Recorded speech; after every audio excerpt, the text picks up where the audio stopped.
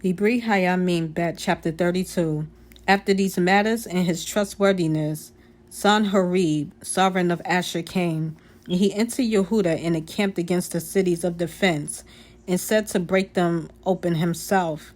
And Hiskiyahu saw that Sanherib had came, and his face set to fight against Yerushalayim.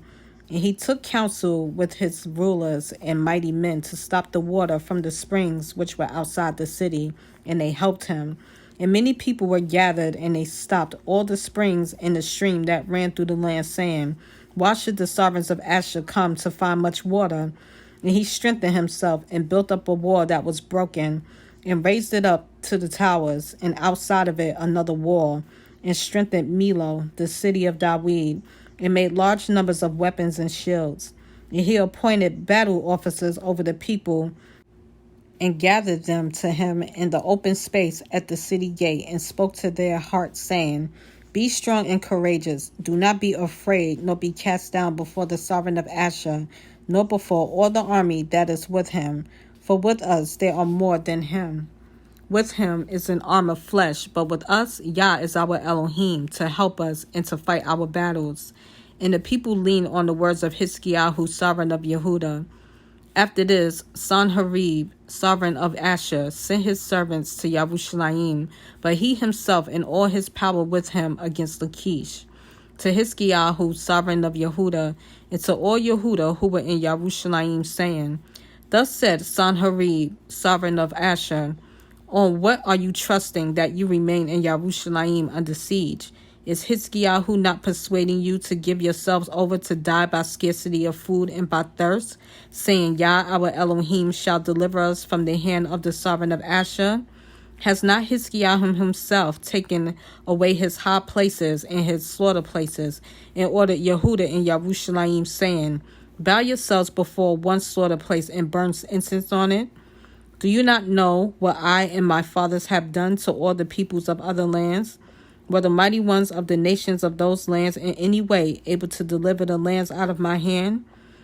Who was there among all the mighty ones of those nations that my father put under the ban that could deliver his people from my hand, that your Elohim should be able to deliver you from my hand?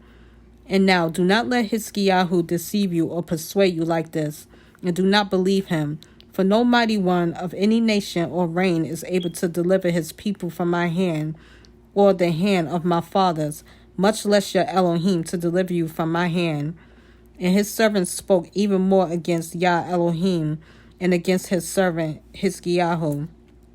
And he wrote letters to reproach Yah Elohim of Israel, and to speak against him, saying, As the mighty ones of the nations of other lands have not delivered their people from my hand, so the Elohim of Hiskiyahu shall not deliver his people from my hand.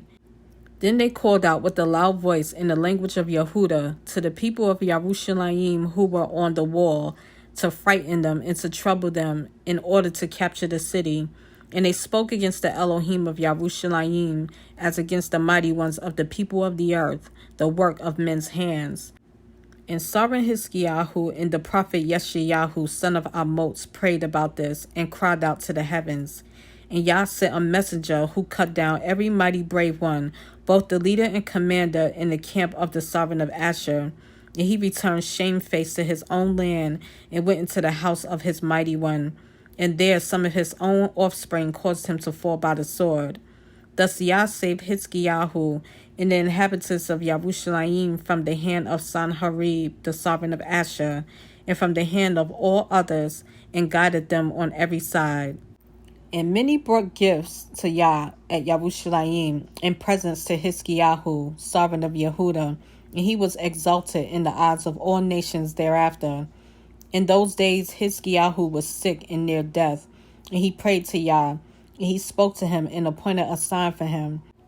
However, Hiskiyahu did not repay according to the good done to him, for his heart was lifted up. Therefore wrath came upon him and upon Yehuda and Yerushalayim. Then Hiskiyahu humbled himself for the pride of his heart, he and the inhabitants of Yerushalayim, so that the wrath of Yah did not come upon them in the days of Hiskiyahu.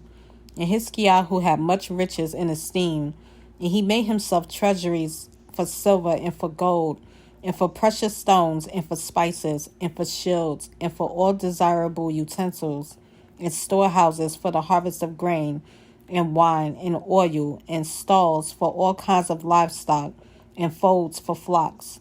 And he made cities for himself, and possessions of great numbers of flocks and herds. For Elohim gave him much property. And Hiskiyahu himself had stopped the upper outlet of the waters of Gihon, and directed them to the west of the city of Dawid. And Hiskiyahu prospered in all his work. However, the envoys of the princes of Babel, whom they sent to ask him about the wonder that was done in the land, Elohim left him in order to try him, to know all that was in his heart.